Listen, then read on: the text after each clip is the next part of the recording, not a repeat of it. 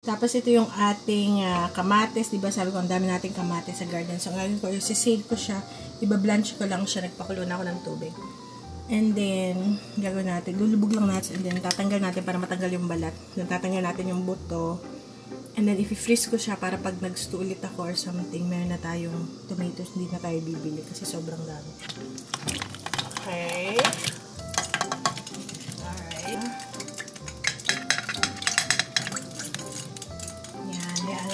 Siya dyan hanggang sa madaling ipili yung balat niya.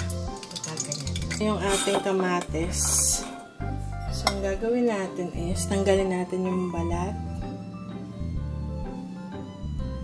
Wait lang.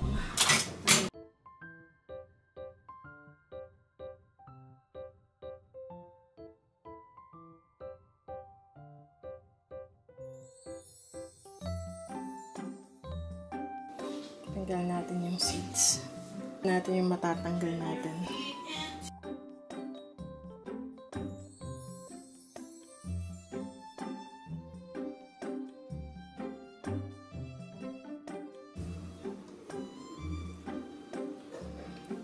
So, yun na guys. Ito yung mga buto.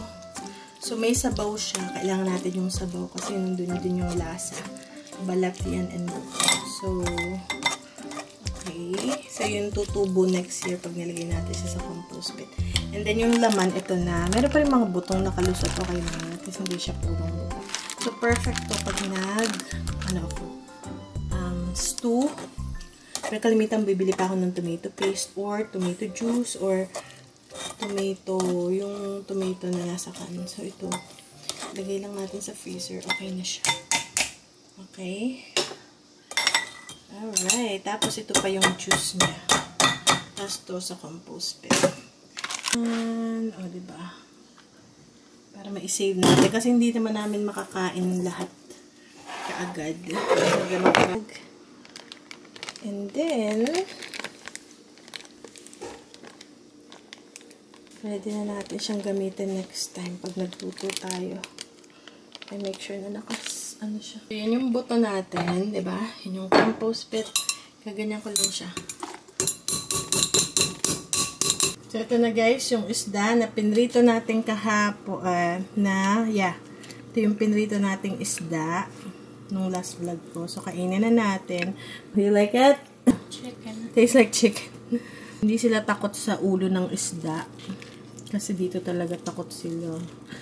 Naiiyak sila guys, naaawa. Kaya dito yung mga Amerikano, hindi sila kumakain ng buong isda. Laging tanggal ang ulo guys. Kaya sinasanay ko yung mga bata para pag sila nakarating ng ibang lugar, ito ba sa'yo? Sinusubuan ko pa yan si kuya. Mga ganito kasi matinik eh. Sarap no, lasa daw chicken. Masarap. Ako yan. Si Ben naman, nasa banyo pa naliligo. So, siya ang may pakana nito. So, akin na lang tong ulo. Kanila na yung may laman. Okay guys, kain muna kami. Tikim-tikim. Kay Ben. Ben,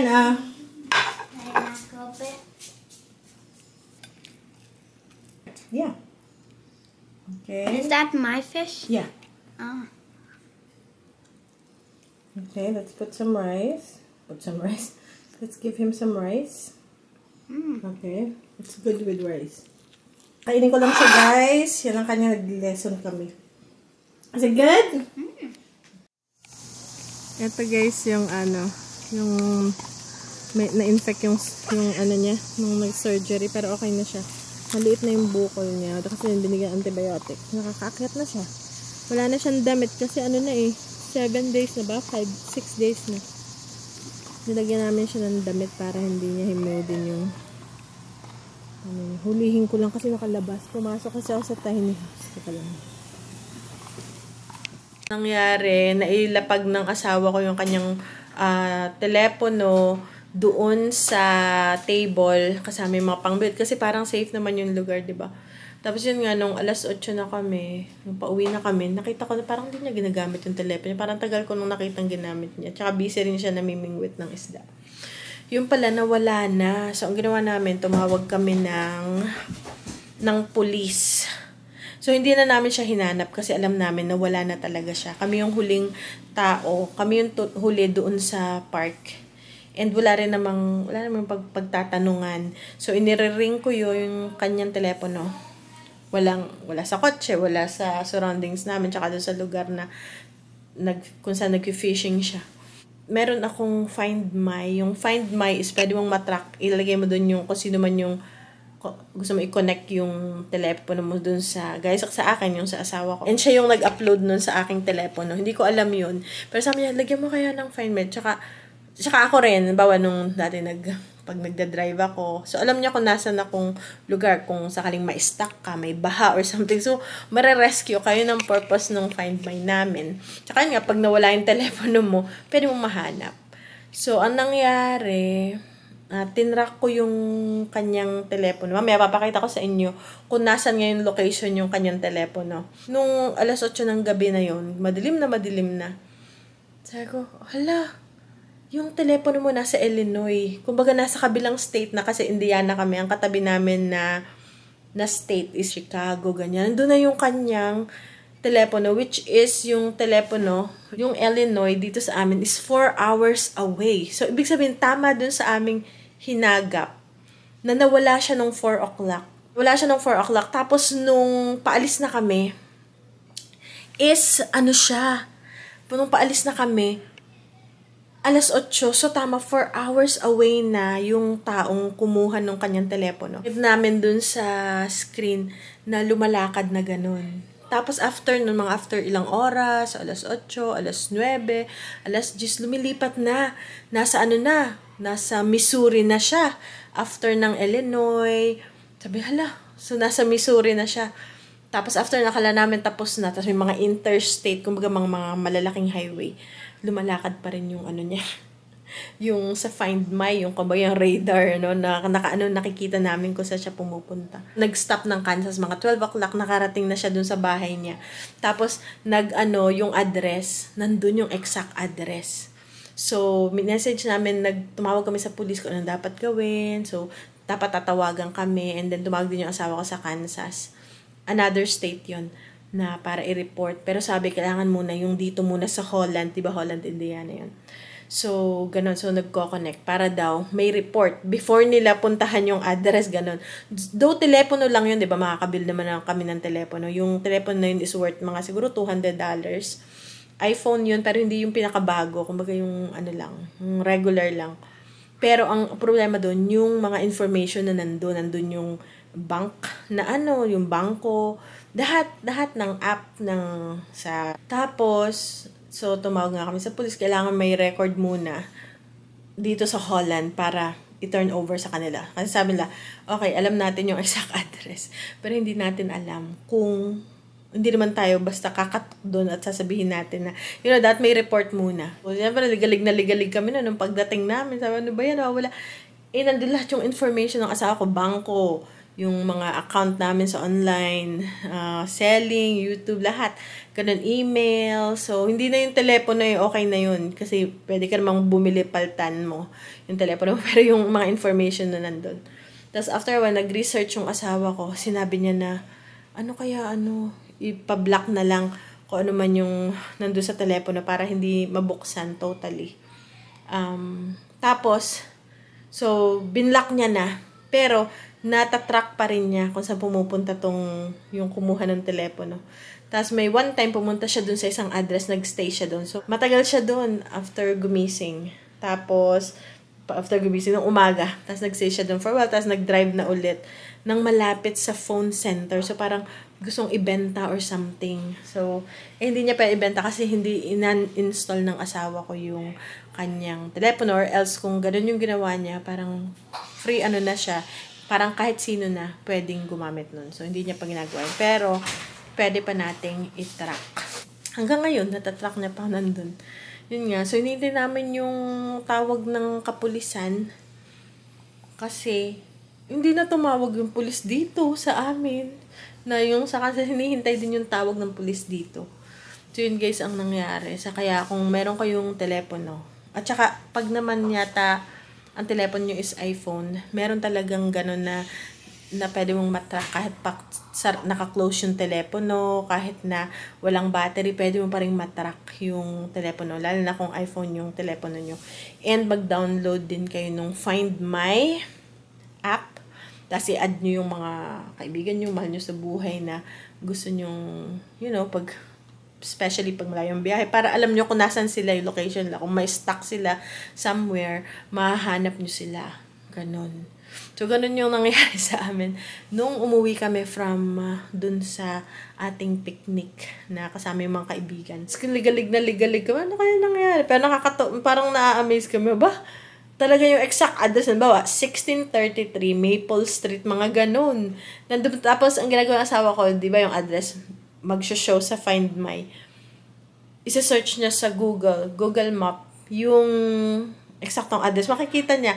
Tapos natandaan niya yung sasakyan. Kasi parang meron dun sa pinuntahan namin na park. Merong parang calendar shoot ng mga sasakyan. So, isa dun sa sasakyan na nag-stand out sa kanya is yung puti na Camaro ba yun? Camaro? Or Challenger na white. Kasi sabi niya, ay, ba't yung sasakyan na yung pabalik? Kasi one way, papaganyan, pag aalis ka na, dito ka sa pakanan. Siya pabalik dun sa dapat yun ang entrance. Dun siya pumasok. So, parang, ba't yung sasakyan? Tapos, nung nag-google, so, nakita niya, ba't yung sasakyan na yun na puti? Ba't pabalik, papunta dun one way yun. So, nag-stand out sa kanya. Tapos, nung sinesearch niya sa Google Map, yung address, nandun nakaparada yung sasakyan. Of course, hindi yun yung sa Google Map, mga years ago na yun. Pero, nandun yung sasakyan na natandaan niya. Nababalik sa malamang, yun yung kumuha. Tapos, nakuha rin niya yung phone number. Oo, so, tapos tinanong ng police sa Kansas City kung gusto raw mag-press ng charges. Sabi ko, ikaw, depende sa'yo. Kasi parang, ang gusto lang naman namin, ma-report yung tao. Kasi nga, parang, di ba, kung ikaw, ngayon pa lang, nang uumit ka na ng telepono lang, di ba? Telepono lang. How much more pag malalaking mga bagay na, mga sindikato na yung, 'di ba? Para madisiplina, parang ganun. So, hindi pa namin alam. Kaya lang yung aming kapulisan dito sa aming lugar, hindi na tumawag. Ba sabi, so, una muna, dispatcher 911. So, sinabi namin, hi, nawala yung telepono ko, pero natatrack namin kung nasaan yung, nasa na yung sa tracker? Nasa na yung address? Sabi nga, hindi sinabi namin. Siyempre, tapos mamaya, sige, may tatawag sa'yo na officer. Nagdadrive na yung asawa ko noon, pabalik. Kasi 30 minutes away yung lugar na pinuntahan namin. So, nagdadrive yung asawa ko, sabi ng police, gano'n naman, interview naman, paano nangyari, saan lang. Kasi parang gusto lang naman namin, kung may magagawa ba sila na, parang meron naman. Kaya lang sabi, sige, tatawagan kita. Hindi ko nga lang alam kung kailan, pero tatawagan. Never nang tumawag yung police na yun. Kaya yung asawa ko lang nag-coordinate sa Kansas, na another state, na ganito. Yun nga lang, kailangan mag-report muna. May report dito sa amin. Kasi hindi naman basta kakakatok daw. Ganon. So, yun yung nangyari. So, upload kayo nung Find My. Ikot-ikot yung sasakyan. Siyempre, may mga activities siya. So, kita namin kung saan siya pumupunta. Nakaka-amaze lang din, talagang sabi ko, umikot pumunta dun sa kumain, parang, nandun sa malapit sa restaurant. Ganon. So, yun yung location. Kansas City. So, yan guys. Nasa ibang, yan yung yung sa Find My ni Daddy. Ito yung 2 days na. 2 days na, yan na nasa Missouri, tas lumakad na nasa tawag dito, Kansas na. So yan, ito yung unang tinrace namin siya pagka-uwi namin. Lumalakad yan. Pero ngayon kasi naka-disconnected na yung kanyang phone, so hindi na namin matrack sa phone ko, dun lang sa iPad niya. Update natin. Ang layo guys nandito sa amin, mga siguro 10-12 hours away. Ganun na kalayo narating yung telepono ng kasama ko. Natatrack niya pa rin kung saan pumupunta. Siguro bit-bit lagi yung telebat. Kaya naman, medyo bago kasi yung telepono na yung guys. Kasi nasira na yung dati niya. ano niya lang, no? Kakapalit niya lang. So, bukas, may volunteer tayo na tumulong.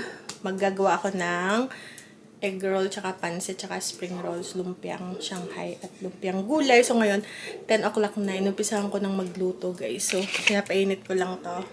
And then, magigisa na tayo. Tapos, yan, pina-dim ko ng konti yung ating camera. Ang binili ko ng carrots, yung ano lang,